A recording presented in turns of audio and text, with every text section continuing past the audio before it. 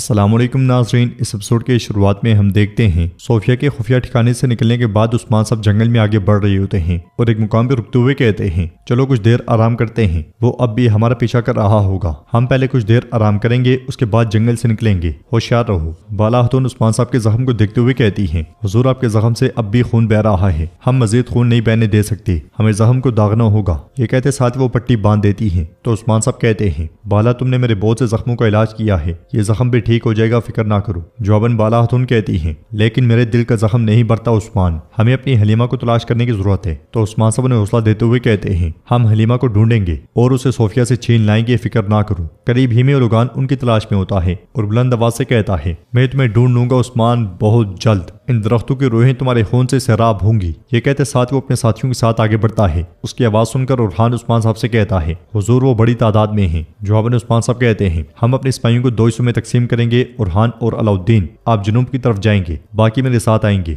इनसे जान छुड़ाने के बाद हम खुफिया कबीले में मिलेंगे। ये कहते और सुनते साथ वो अपने अपने रास्ते रवाना हो जाते हैं, मगर वो लुगान वहां पहुंचते हुए उन्हें देख जाता है। अल्तोगा कहता है, वो 2 हिस्सों में बढ़ गए हैं, हम किस तरफ जाएंगे वो लुगान? तो लुगान कहता है, उस्मान मेरा शिकार है, तुम उसके छोटे कुत्तों के पीछे जाओ। ये कहते और सुनते साथ ही वो भी 2 हिस्सों में तकसीम हो जाते हैं। खुफिया कबीले में खवातीन खाना बनाने की तैयारियां कर रही होती हैं। हुलफिरा कहती है, इस सारे दर्द के बाद ऐसा महसूस होता है जैसे कबीले को बिल आखिर कुछ राहत मिल गई है ना? जवाबन गोंजा कहती है, बिल्कुल ऐसा ही है, ये मुबारक रमजान की खुशी और जोश है, अब हम सिर्फ बाबा और बाकी लोगों के वापस आने का इंतजार करेंगे। फातिमा कहती है, आज रात हम अपनी पहली सैरी करेंगे, वो भी बाला माँ के बगैर। वो हमेशा चाहती थी कि हर खेमे में एक ही जैसा खाना पहुंचाया जाए। ये सुनते साथ ही गोंजा उठ के उसके पास आती है और उसे प्यार करते हुए कहती है, हम भी ऐसा ही करेंगे, हम वहीं से शुरू करेंगे जहां से माँ ने छोड़ा था, हम सब मिलकर उनकी अमानत की हिफाजत करेंगे इंशाअल्लाह। इधर उस्मान साहब बाला खातून और सिपाहियों के साथ भाग रहे होते हैं। लोगान उनका पीछा करते हुए बुलंद आवाज से कहता है, तुम इस बार भाग नहीं सकते। बाला खातून उस्मान साहब से कहती हैं, वो करीब आ रहे हैं। तो उस्मान साहब कहते हैं, हम उसका अपने दिमाग से मुकाबला करेंगे, तलवारें इंतकाम के लिए भी मियान से नहीं निकलेंगी, उन्हें आने दो।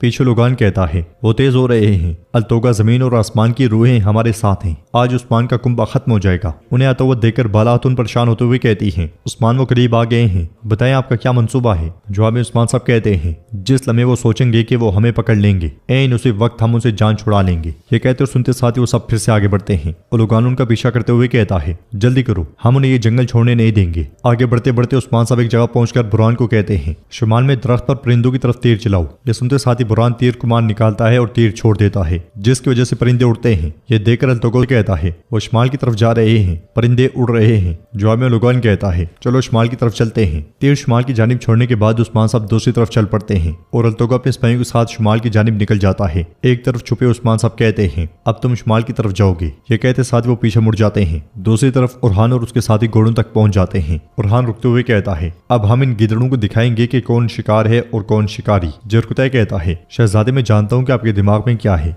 बेड़ियों के साथ खेल खून पे खत्म हो जाता है। उरहान कहता है, पास के दाखिली दरवाजे पर हम उनके लिए एक इस्तकबालिया तकरीब रखेंगे, सिपाहियों दोनों तरफ जगह संभाल लो। ये सुनते साथ ही सिपाही तैयार हो जाते हैं। इसलिए मैं अलबाई बेगम और सिपाहियों के साथ वहां पहुंचता है। उन्हें देखकर यूसुफ कहता है, क्या हमें ढूंढ रहे हो कमीनो? बेगम परेशान होते हुए कहती है, अलाउद्दीन और बाकी गायब हैं। जवाब में अलबाई कहता है, वो अलग हो गए होंगे। उरहान उनसे कहता है, तुम एक लाचार कुत्ते हो जिसका पट्टा मंगोल पकड़े हुए हैं, तुम होते कौन हो हमारे रास्ते में आने वाले? अलबाई कहता है, मैं तुम्हारी खाल उधेड़ दूंगा उरहान। तो उरहान उससे कहता है, अपनी मौत की तरफ बढ़ते आओ। अलबाई सिपाहियों से कहता है, हमला करो सिपाहियों। सिपाही जैसे ही आगे बढ़ते हैं, झाड़ियों में से तीर बरस पड़ते हैं। ये तीर मारने वाले अलाउद्दीन, जरकुतै और सिपाही होते हैं। ये देखते साथ ही अलबाई और बेगम एकदम से चुप जाते हैं, जबकि उरहान हंस रहा होता है। फिर कहता है, अब हम यहाँ से निकलेंगे, चलो कबीले की तरफ। मंगोल के पीछे छुपा हुआ अलबाई कहता है, उरहान मैं तुम्हें तुम्हारे खून में डुबो दूंगा। उरहान अपने साथियों के साथ घोड़ों पर सवार होकर निकल जाता है। आगे साल में सोफिया रिश्तों से कहती है, मैं आज उस्मान और बाला से इंतकाम लेने जा रही थी। फिर अपना हाथ उसे दिखाते हुए कहती है, देखो मेरे हाथ पर उनका खून नहीं है। ये कहते साथ वो उसे दबोच लेती है और मजीद कहती है, मैं तमाम मुहावजों को मैदान में लटकाकर इबरत का निशाना बनाऊंगी, उन सबको जमा करो। अहमक लोग, उन्हें मजीद जिंदा नहीं रहना चाहिए। रिश्तों कहता है, जो हुक्म मोहतरमा। सोफिया मजीद कहती है, खुशकिस्मती से मैंने बाला के अंदर जहर भर दिया था, वो अपनी हलीमा के लिए मेरे चंगुल में फंस जाएगी। रिश्तों कहता है, मोहतरमा लोगाना आपको उस्मान के फरार होने का जिम्मेदार ठहराएगा, अगर वो किले आ गया तो हम क्या करेंगे? जवाब में सोफिया कहती है, वो लोगान इत्तेहाद खोने का खतरा मोल नहीं ले सकते। सकता, वो मेरी ताकत से वाकिफ है। वो पहले ही जानता है कि उस्मान को तबाह करने के बजाय एक दूसरे के खिलाफ हो जाना हिमाकत होगी। मैं जब बेवकूफ सिपाहियों को सजा दूंगी तो उसका गुस्सा ठंडा हो जाएगा, फिर हम मिलकर उस्मान की सरहदों को जहन्नुम बना देंगे। उधर उस्मान साहब अपने बेटों बाला हतून और सिपाहियों के साथ कबीले जा पहुंचते हैं। बाला हतून को देखते हुए उन सबको ख्वाब जैसा महसूस होता है, जैसे ये कोई ख्वाब हो। वो बेयकीनी में उन्हें देखते ही चले जाते हैं। फातिमा कहती है, क्या ये कोई ख्वाब है? अलजन कहती है, नहीं, ये हकीकत है। बाला हतून जिंदा है। ये कहते और सुनते साथ ही वो सब भाग पड़ती हैं और बाला हतून के घोड़े से उतरते साथ ही उनसे लिपट जाती हैं। वो बहुत खुश होती हैं और अल्लाह का शुक्र अदा करती हैं।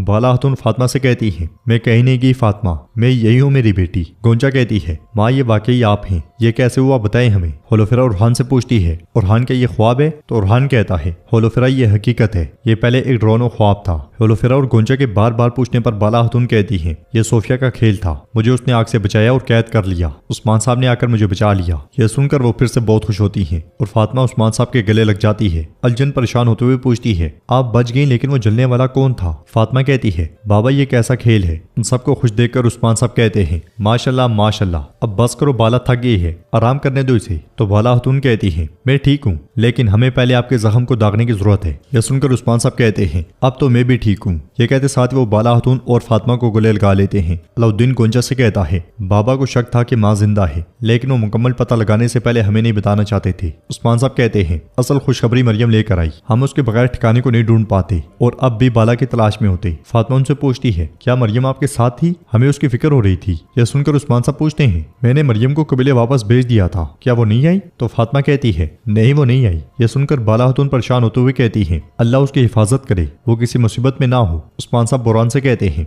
आगे साल तक हर जगह तलाश करने के लिए सिपाहियों को भेजो और सदरान को भी इतला दो, हम एक जिरगा बुलाएंगे। उस्मान साहब आगे बढ़ जाते हैं, जबकि खवातीन बहुत खुश दिखाई देती हैं। इधर हलीमा फिर से कबीले की जानिब जा रही होती है और रास्ता भूल जाने पर कहती है, उनका छुपा हुआ कबीला कहाँ है? उस्मान के सिपाहियों को कहाँ छोड़ा था मैंने? मैं तो यहीं छोड़कर गई थी, कबीला करीब ही होना चाहिए, लेकिन कहाँ? ये कहते साथ ही वो फिर से आगे बढ़ जाती है। कबीले में उस्मान साहब मंसूबा तरतीब देते हुए कहते हैं, वो सोचते हैं कि मैं जमीन के बगैर कमजोर पड़ गया हूँ, लेकिन जब तक हमारे दिलों में ईमान की आग है, जब तक हमें अंदरूनी उम्मीद बाकी है, हम कभी भी हार नहीं मानेंगे। अब अगर हम अपने कबीले को वापस लेने के लिए ओलुगान के खिलाफ कोई इकदाम करें, हम ज्यादा तादाद में होने चाहिए। जुरकुताई कहता है, फिर हमें मंगोलों की कैद से शाहीन साहब जैसे तमाम तुर्कमान सरदारों को बचाना होगा। उस्मान साहब कहते हैं, नहीं, ओलुगान इसी इकदाम के बारे में सोचेगा, हम ओलुगान की सोच से भी ज्यादा जल्दी तमाम ताकत हासिल कर लेंगे। ताकत? क्या ये हमारी सरहदों से दूर तुर्कमान सरदारान नहीं है? मैं तुम सबकी आंखों में तशवीश देख रहा हूँ, बताओ क्या बात है? बुरहान कहता है, ये वो बागी तुर्कमान है जो कभी हुक्म नहीं मानते, मुझे नहीं मालूम कि हम उन्हें इस लड़ाई में कैसे शामिल करेंगे। तो उस्मान साहब कहते हैं, जुरकुताई यूसुफ, क्या आप दोनों बुरहान साहब से मुत्तफिक हैं? वो दोनों मुत्तफिक होते हैं तो उस्मान साहब अपने बेटों से पूछते हैं,